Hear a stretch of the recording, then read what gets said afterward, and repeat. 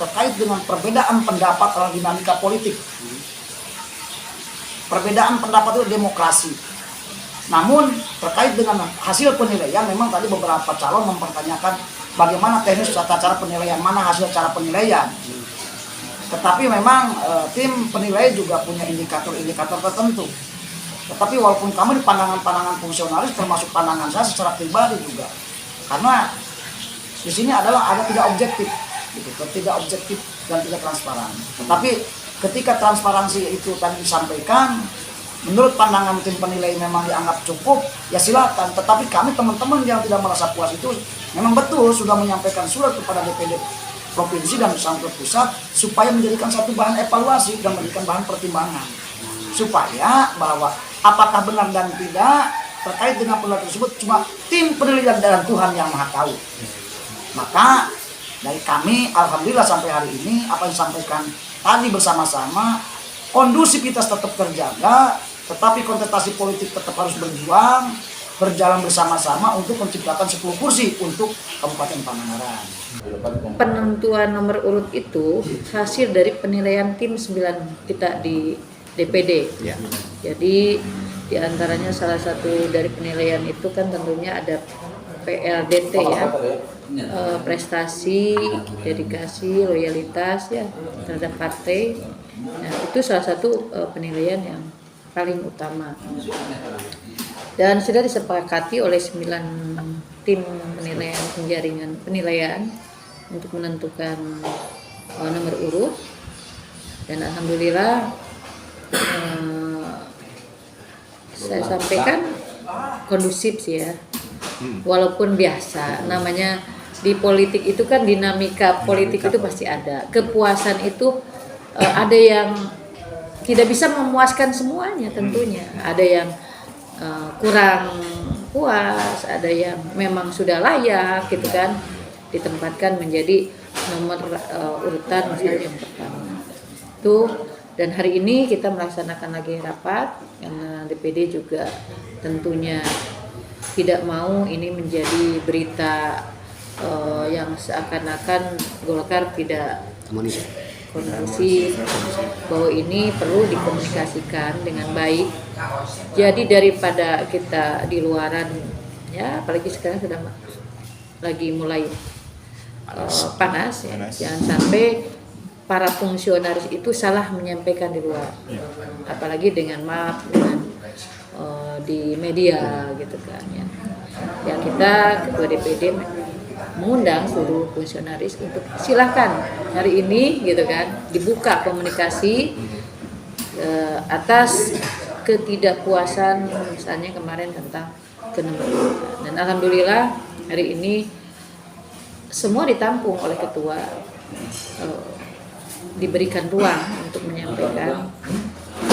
Jika ada fungsionaris yang merasa dia ditempatkan yang kurang tepat, tetapi karena kita ini ya alhamdulillah karena kader Golkar ini semuanya fungsionarisnya juga alhamdulillah dalam berorganisasi, dalam menyatakan sikap, menyampaikan ketidakpuasannya itu masih apa sih namanya, masih bisa dikendalikan, sehingga rapat ini hari ini alhamdulillah tidak terjadi yang tidak diinginkan dan semuanya keputusan akhir bahwa kami tim penilaian dari DPD sudah menetapkan dan itu tidak bisa dirubah hari ini. Tetapi karena kita itu kan ada DPD daerah, provinsi, pusat kan, DPD 1, 2. Nah, kita hanya bisa menentuk, di sana kan minta ke kita kan nomor urut, dan kita sudah penjaringan itu sudah dalam tahapan mekanismenya sudah kita pakai dan kita serahkan ke DPD provinsi. Nah, nanti yang menentukan tepat atau tidak tepat untuk menduduki nomor urut itu nanti kan di sana juga di penilaian juga di DPD provinsi dan sebelum ke pusat. Jadi kita semua tadi sudah diputuskan bahwa hasil dari kemarin rapat penilaian yang pertama yang tanggal 7 dan hari ini kita menyepakati bahwa itu tidak ada perubahan. Adapun nanti kalau ada perubahan bukan kewenangan kami di sini. Artinya penilaian terakhir ada di DPD provinsi dan ke pusat. Nanti yang masuk silon merubah silon ada di pusat. Ya dimanapun organisasi yang namanya keputusan itu ada yang puas dan ada yang tidak. Kemarin kita umumkan di sini sesuai dengan nomor urut. Nah, cuman saya menyayangkan ke teman-teman kenapa nggak klarifikasinya ke partai.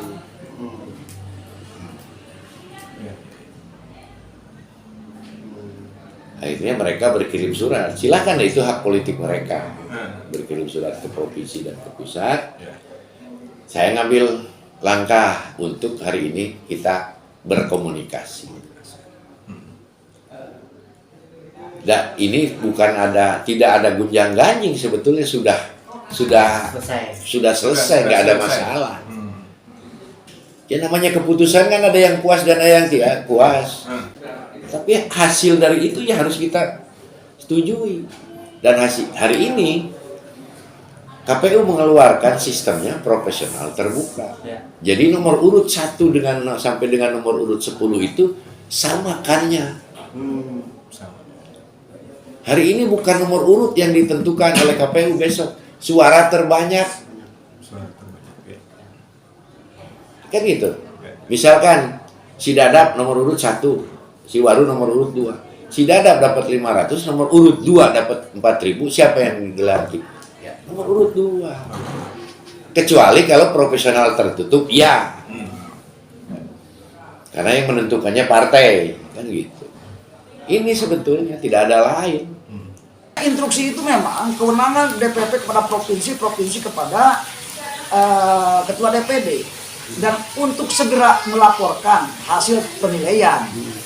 Namun tidak terkait bahwa itu final dan mengikat, karena di situ adalah ada PKPU nomor 10 tahun 2003, Kak.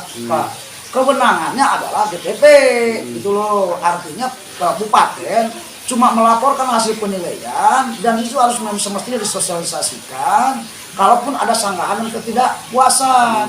Nah ini yang mungkin ada kekurangan tim dalam rangka setelah penilaian itu langsung diumumkan seolah-olah ini sudah final, dan alasannya final itu disuruh membuat APK. Itu saja sih, tidak salah, cuma ya kurang tepat karena harus menunggu hasil daripada DPP sesuai dengan PKPU nomor 10 tahun 2023. Itu dasarnya gitu.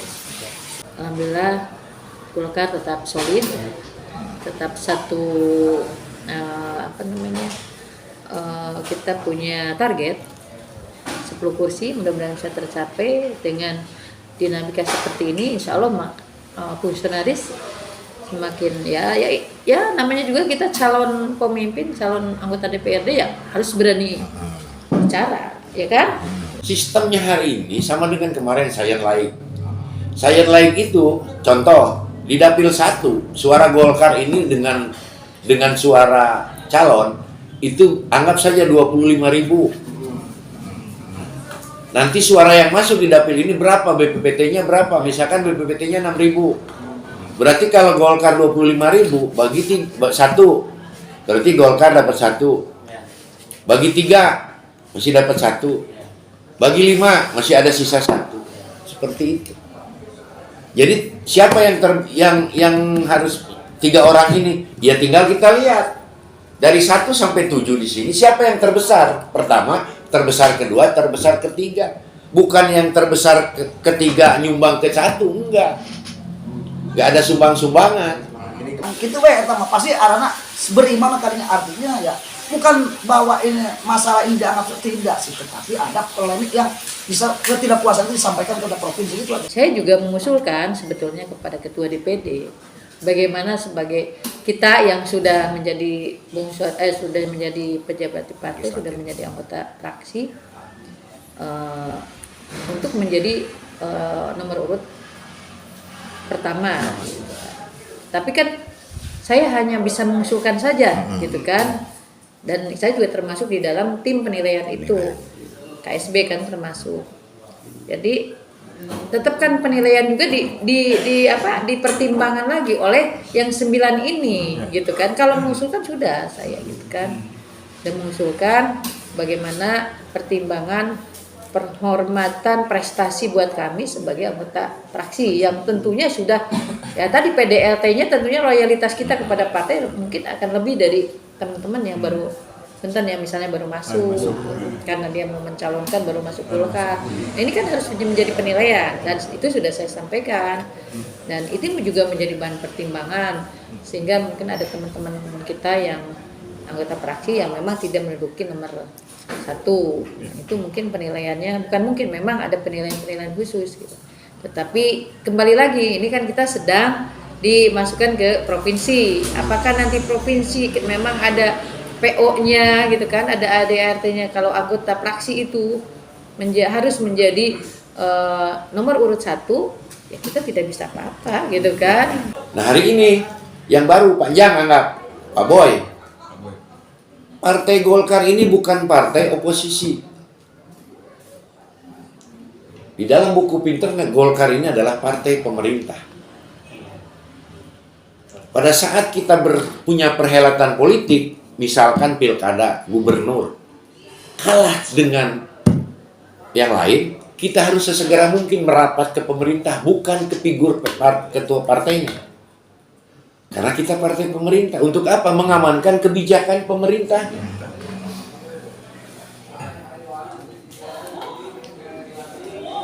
Nah, yang menjadi PNS itu sudah menjadi kader Golkar. Cuman karena aturan baru undang-undang bahwa PNS tidak boleh berpolitik. Tetapi secara individu, emosional dia kader Golkar. Sekarang dibilang tidak ada pengabdian. Ya dia ngabdi selama 35 tahun jadi PNS. Apa itu nggak mengabdi? Mengatur pemerintah panjang jadi bupati 2 tahun, walaupun 2 tahun dia mengatur masyarakat Pangandaran.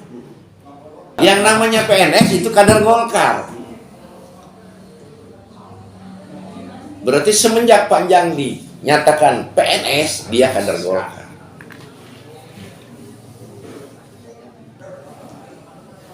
Berarti dia mengabdi nih pemerintah, karena kita partai pemerintah, berarti Golkar kader. Adapun dia pensiun mau pindah ke partai lain, silahkan. Ada penilaian tersendiri dari partai lain juga kan gitu. TNI pun sama seperti itu. Teman-teman kan kemarin 12 orang ini mengirimkan surat 16, dengan 12 ketidakpuasan. Ya mana kirim? Nah kami menunggu itu. Hari ini kan dikirim nih besok jam 11 kita harus mengirimkan data yang sesuai dengan tim penjaringan ke sana. Terus ini menyusul. Nah kita nunggu besok silonnya. Nah silon ini kita juga menunggu hasil dari DPP seperti apa. Ada nggak perubahan yang dikeluarkan oleh DPP? Nah, kalau ada perubahan, DPP akan menginstruksikan kepada DPD. Misalkan Pangandaran ada masalah. Hasil dari surat yang dikirimkan oleh teman-teman. Saya sebagai ketua DPD pasti diundang. Saya menjelaskan, kan seperti itu. Kalau tidak ada perubahan, berarti dianggap oleh DPP dan DPD ini tidak ada masalah, kan gitu. Terus dan hari ini prioritas utama itu bukan nomor urut. Prioritas hari ini saya tekankan ke teman-teman itu. Pak banyak-banyak sorak, dekati masyarakat, ya kan? Supaya masyarakat mau mendukung kita dan menyoblos. Kalau hari ini misalkan anggap saja tadi cek saya si Dadak nomor urut 1 menang 500, si Waru menang nomor urut 2 menang 6.000.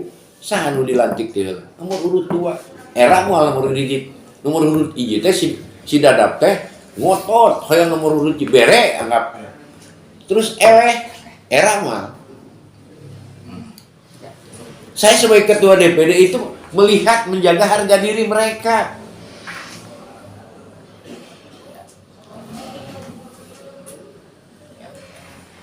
Jadi PDLT ini tidak hanya segala macam, tetapi kan saya keliling lapangan. Si ieu geus lempang can, si ieu geus lempang can, si ieu geus lempang can, kan gitu. Itu juga harus masuk penilaian. Abdullah Haris melaporkan untuk Global TV Aktual dari Pangandaran, Jawa Barat.